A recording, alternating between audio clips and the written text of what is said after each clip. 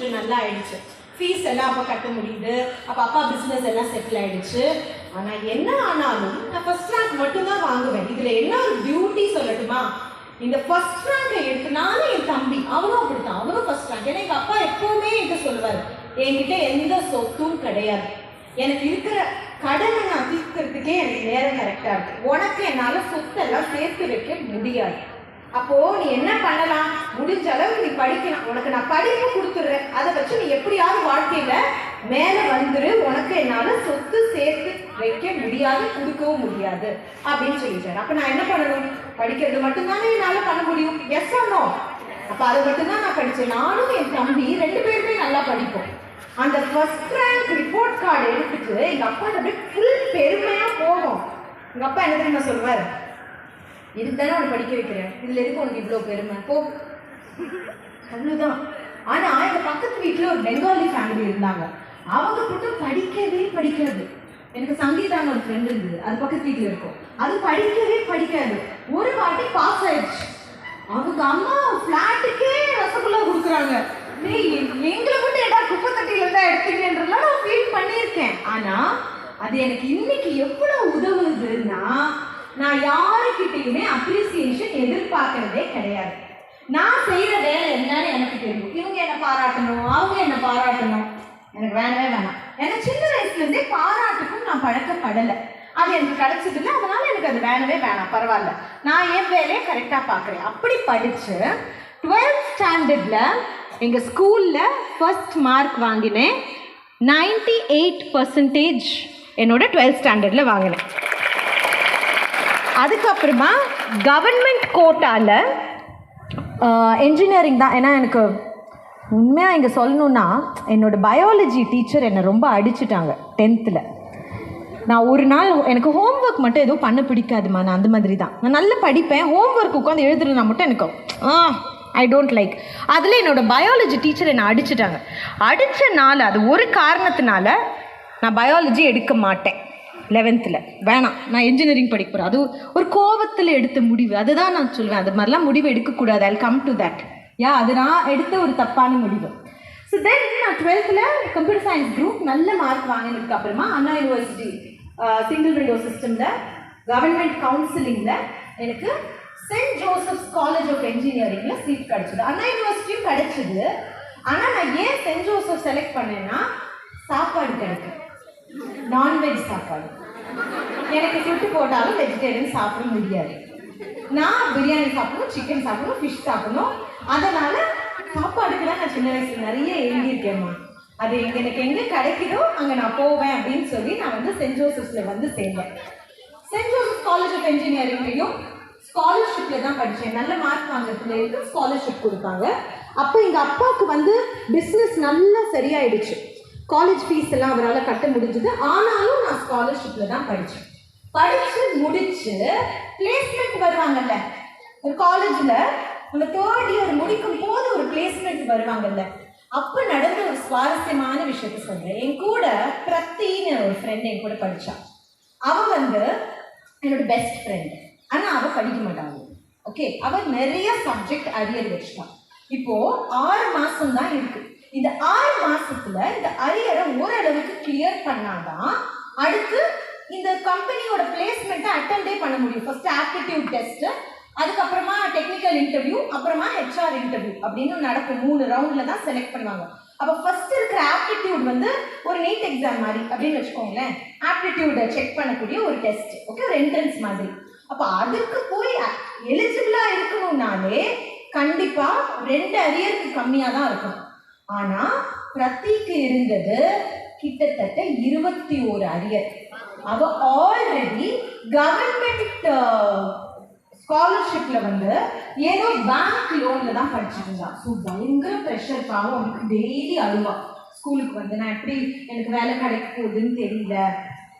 சரி, எனக்கு கடவுள் புண்ணியத்தில் ஏதோ என்னால் படிக்க முடியுது. அப்போது நான் என்ன முடிவு பண்ணேன், ஓகே நான் இவளுக்கு ஹெல்ப் பண்ண போகிறேன். எல்லாருமே அவளை ஒதுக்கி வச்சாங்க. அவள் வந்து இங்கிலீஷ் பெருசாக பேச மாட்டா. நான் படித்தது ஒரு இங்கிலீஷ் ஸ்பீக்கிங் என்ஜினியரிங் காலேஜில். ஆனால் அவள் இங்கிலீஷ் பேச மாட்டாள். ஆனால் எனக்கு மனசுக்குள்ளே என்னென்னா, நான் 10 வயசு வரைக்கும் எனக்கு ஒரு வார்த்தை இங்கிலீஷ் பேச தெரியாது. டீச்சர் வந்து don't wear white skirt this Monday, wear blue skirt and come அப்படி சொன்னால் அது கூட எனக்கு புரியாது. பக்கவன்னு முழிச்சிட்டு வீட்டில் வந்து அப்புறம் தப்பு தப்பாக போட்டுட்டு போய் திட்டு வாங்குவேன். 10 years வரைக்கும் நான் அப்படி தான் இருந்தேன். 10 வயசுக்கு மேலே புக்ஸ் ரீட் பண்ண ஆரம்பித்தேன். English books, English news papers, டிவியில் இங்கிலீஷ் நியூஸ். இது 3 வச்சு தான் நான் இங்கிலீஷ் கற்றுக்கிட்டேன். அதுக்கப்புறமா போய் ஃப்ரெண்ட்ஸுக்கிட்ட தப்பாக இங்கிலீஷ் பேசுவேன். எல்லாரும் கிண்டல் பண்ணுவாங்க, ஆனாலும் நான் பேசுவேன். நான் இங்கிலீஷில் தான் பேசுவேன். அப்படி இருந்தனால தான் இன்னைக்கு என்னால் பெரிய பெரிய ப்ரெசன்டேஷன்ஸ் அமெரிக்கன்ஸோடு நான் ஒர்க் பண்ணுறேன். அவங்க என்னை வந்து 8 வயசில் வந்து பார்த்துருந்தாங்கன்னா எப்படி வாய்ப்பு பண்ணி கொடுப்பாங்களா? இல்லை, அமெரிக்கன்ஸோட என்னால் ஈக்குவலாக நின்று ஒரு கான்ஃபரன்ஸில் பேச முடியும்னா சின்ன வயசுலேருந்து எனக்குள்ளே இருந்து அந்த ரீடிங் ஹேபிட். பெருசாக எனக்கு ஸ்டோரி புக் பிடிக்காது. நான் தான் ஒரு படிப்பு சாட்சி. நான் வெறும் சயின்ஸ் சம்மந்தப்பட்ட புக் தான் வாங்கி படிப்பேன். ஒரு லைப்ரரி இருந்துச்சு அங்கே, ராஜேஸ்வரி லைப்ரரின்னு. அங்கே 100 ரூபாய் கொடுத்தா வருஷத்துக்கு மெம்பர் ஆகிடலாம். ஸோ அந்த லைப்ரரியில் போய் புக்கு பாரோ பண்ணிட்டு வந்து இங்கிலீஷ் சயின்ஸ் புக்ஸ் நிறையா படிப்பேன், எனக்கு பிடிக்கும். ஸோ இங்கிலீஷ் சயின்ஸ் புக்ஸ், அப்புறம் இங்கிலீஷ் நியூஸ் சேனல்ஸ் இதெல்லாம் பார்த்து அவங்க எப்படி பேசுகிறாங்களோ அதை அப்படியே வந்து கண்ணாடி முன்னாடி நின்று பேசுவேன். Girls take this tip from me. உங்களுக்கு நல்லா இங்கிலீஷ் பேசணுமா இருந்தால் நீங்கள் ஒரு இன்டர்வியூ பாருங்கள். ஓகே, ஒரு இன்டர்வியூவில் ஒருத்தங்க எப்படி இங்கிலீஷில் பேசுகிறாங்கன்னு பாருங்கள். நேராக வீட்டுக்கு போய் கண்ணாடி முன்னாடி அதே மாதிரி பேசி பாருங்கள். ஏதாவது ஒரு டாப்பிக்கை மைண்டில் வச்சுக்கிட்டு நீங்களாக பேசி பாருங்கள். Example, my school.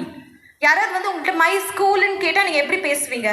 அதை கண்ணாடி முன்னாடி நின்று பேசி பேசி பேசி பார்த்தா கண்டிப்பாக உங்களுக்கு கான்ஃபிடென்ஸ் வரும் இங்கிலீஷில் பேசுகிறதுக்கு. அதை பார்த்து பயப்பட வேண்டிய அவசியம் இல்லை. ஆனால் இப்படி பேசும்போது செய்ய வேண்டிய ஒரு முக்கியமான வேலை, கதவை பூட்டிடணும். S or no? இல்லாட்டி என்ன சொல்லுவாங்க உங்கள் அம்மா, என் பிள்ளை நல்லா தான் இருந்துச்சு, ஒரு சைக்காலஜிஸ்ட் வந்தாங்களா ஏதோ சொன்னாங்களா, அன்னிலேருந்து என் பிள்ளை என்னவோ தனியாக பெனாத்திக்கிட்டு இருக்கு கண்ணாடியை பார்த்து, சொல்லுவாங்களா இல்லையா? Yes or no? It actually helps you. And coming back to pretty story. So என்னை பொறுத்த வரைக்கும் பிரத்தியும் பாவம் என்ன மாதிரி தானே ஆனால் அவள் லேர்ன் பண்ணலை. ஆனால் அவளுக்கு எப்படியாவது நான் ஹெல்ப் பண்ணணும். எல்லாரும் அவளை ஒதுக்கினாங்க, ஆனால் நான் அவளை ஒதுக்கலை. நான் என்ன சொன்னேன், பிரத்தி ஒன்று பண்ண, எங்கள் வீடே சின்ன வீடு. அப்போ நான் சொன்னேன் பரவாயில்ல, எங்கள் வீட்டில் வந்து பங்க் பெட் கீழே வந்து எங்கள் பாட்டி அப்போ 85 வயசு. எங்கள் பாட்டி பங்க் பெட்டில் கீழே தூங்குவாங்க, நான் மேலே தூங்குவேன். நான் அவகிட்ட என்ன சொன்னேன், பிரத்தி நீ எங்கள் வீட்டுக்கு வந்துடு, 6 மாதம் எங்கள் வீட்டிலே தங்கு. நான் பாஸ் பண்ணி முடித்த பேப்பர்லாம் அவள் அரியர் வச்சுருந்தா. நான் சொன்னேன் எனக்கு ஆனால் ஞாபகம் இருக்குது, நான் உனக்கு சொல்லி கொடுக்குறேன், கரண்ட் பேப்பரும் என்னோட சேர்ந்து படி, நம்மளால் எவ்வளோ முடியுமோ பண்ணுவோம், ஒரு ட்ரை பண்ணுவோமே. ட்ரை பண்ணதானே தப்பு இல்லையா? இந்த இப்போ எக்ஸாம் வரப்போகுது, நம்ம எஃபர்ட் போடலைன்னா அது தப்பு, கரெக்டா இல்லையா? ஆனால் முடிஞ்ச அளவுக்கு நான் எஃபர்ட் போட்டேன் அப்படிங்கிறது தான் நமக்கு தேவை. அப்போ அந்த வகையில் நான் அவள்கிட்ட என்ன சொல்ல, போடுவோம், நம்மளால முடிஞ்ச அளவு எஃபர்ட் போடுவோம். இப்போ என்ன, ஜனவரி மாதம் தான் ஆகுது, நமக்கு மேல எக்ஸாம் வரும், ஜூனில் கம்பெனி பிளேஸ்மெண்ட்டுக்கு வருவாங்க. 5 மாதம் நமக்கு டைம் இருக்குது, நம்ம எஃபர்ட் போட்டு படிப்போம். எனக்கு என்ன சாப்பாடு கிடைக்குதோ அதுவே நீயும் சாப்பிட்டுடு, ட்ரெஸ் எடுத்துகிட்டு வந்துடு, நீ எங்கள் வீட்டிலே தங்கிடுன்னு சொன்னேன். அவள் எங்கள் வீட்டுக்கு வந்துட்டா. நான் என்னோட சப்ஜெக்டும் படித்தேன், என்னோட பழைய நான் பாஸ் பண்ணி முடித்த சப்ஜெக்டும் அவளுக்கு நான் ஈவினிங்கில் சொல்லி கொடுப்பேன். ஜூனில் வந்து டிசிஎஸ் பிளேஸ்மெண்ட் வராங்க, மேலே எக்ஸாம் எழுதியாச்சு. ஜூன் ஃபர்ஸ்ட் வீக் ரிசல்ட்ஸ் வரும்போது பிரதி வந்து இருந்த அத்தனை பேப்பரில் ஆல்மோஸ்ட் எவ்ரிதிங் கிளியர், 2 தவிர, பட் ஸ்டில் எலிஜிபிள். ஓகேவா இல்லையா? எலிஜிபிள் 2. அந்த மேத் 1 மேத் 2 கொஞ்சம் கஷ்டம், என்ஜினியரிங் மேத்ஸ், அது 2 மட்டும் அவள் பாஸ் பண்ணலை. அது நேச்சுரலாக வரணும், அது அவளுக்கு வரல. ஆனால் 2 பேப்பர் ஃபெயில், பட் மீதி எல்லா பேப்பர் கரண்ட்ல இருந்து அவ்வளோ பேப்பருமே பாஸ். இப்போ அவள் எலிஜிபிள், இந்த டிசிஎஸ்க்கு எலிஜிபிள். இப்போ எனக்கு இன்னும் ப்ரெஷர் பில்ட் ஆகிடுச்சு. ஐயோ, இவளுக்கு நான் இங்கிலீஷ் பேச சொல்லிக் கொடுக்கணும், ஆப்டிடியூடுக்கு ப்ரிப்பேர் பண்ணணும், எல்லாம் பண்ணணுமே, எப்படி பண்ணுவேன்? இவ்வளோ பண்ணியாச்சு, இவ்வளோ பண்ண முடியாதா? ட்ரை பண்ணுவோம் பிரதி, வில் ஸ்டில் டூ இட்னு திரும்பியும் உட்காந்து we work together. And then TCS placement வரும்போது aptitude first round name list read பண்ணும்போது பிரதிபா கிளியர், சரண்யாவும் கிளியர். அதுக்கப்புறமா டெக்னிக்கல் ரவுண்ட் வரும்போது சரண்யா கிளியர், பிரதி கிளியர்.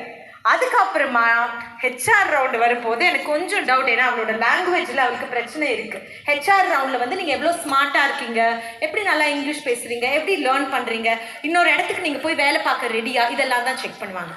அந்த ரவுண்டு ரிசல்ட்ஸ் வரும்போது, அதுதான் கடைசி ரவுண்ட் ரிசல்ட்ஸ். அந்த ரிசல்ட்ஸ் வரும்போது அவங்க நேம் லிஸ்ட் கிட்டத்தட்ட நாங்கள் 700 பேர் அதை அட்டென்ட் பண்ணோம். அந்த 700 பேர்லையும் என் பேரும் இருந்தது, பிரதி பேரும் இருந்தது. அதுதான் என் வாழ்க்கையில் நான் பெரிய சக்ஸஸாக நினைக்கிறேன். நம்ம படிக்கிறோம், நம்ம நல்லா இருக்கோம், நம்ம நல்லா தான் இருக்கோம், நம்ம படித்தா நம்ம நல்லா தான் இருப்போம்.